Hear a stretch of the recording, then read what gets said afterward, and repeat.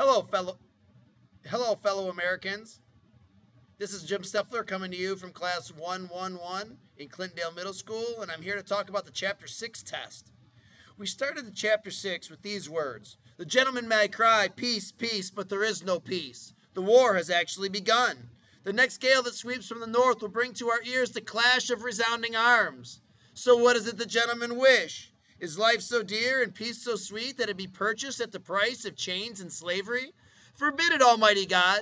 I know not what course others may take, but as for me, give me liberty or give me death.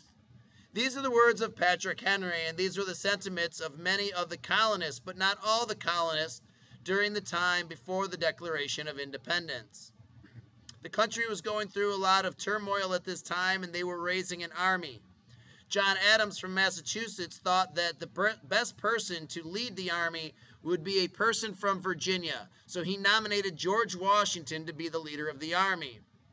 The army at the time was outside of Boston, and in order to get the British out of Boston, cannons needed to be brought in.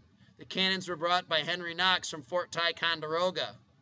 These cannons were placed on the Dorchester Heights, and when the British saw these cannons, they left Boston. It's an important point because that's on the test. The next thing that I want to talk about is persuading the colonists to join the independence movement was not easy. Independence would mean that there would be a war. So it took a pamphlet written by Thomas Paine called Common Sense to convince many of the common people that independence was the way of the future.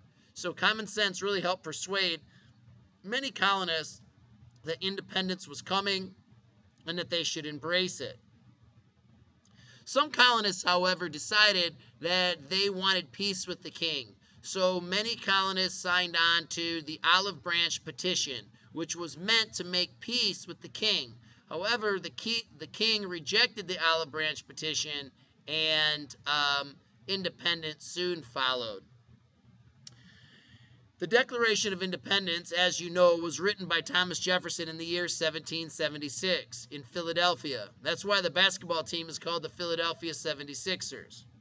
It was meant to explain why the colonies were breaking away from Great Britain and separating. That was the main objective of the Declaration of Independence.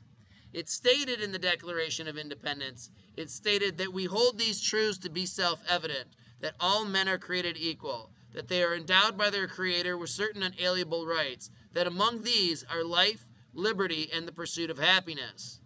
These are the inalienable rights, and these rights cannot be taken away by any government. In fact, they're supposed to be protected by the government. So on July 4th, 1776, this document was signed by the Continental Congress, Thomas Jefferson included, John Adams included, and from this day forward, July 4th has been known as Independence Day. I'm going to post your reading notes, so they are due on the day of the test. This is a closed note test. You will be taking the test without your notes. It's a multiple choice test with 8 questions. And if you watch this video, I think that you will do very well on the test. God bless you, and God bless America.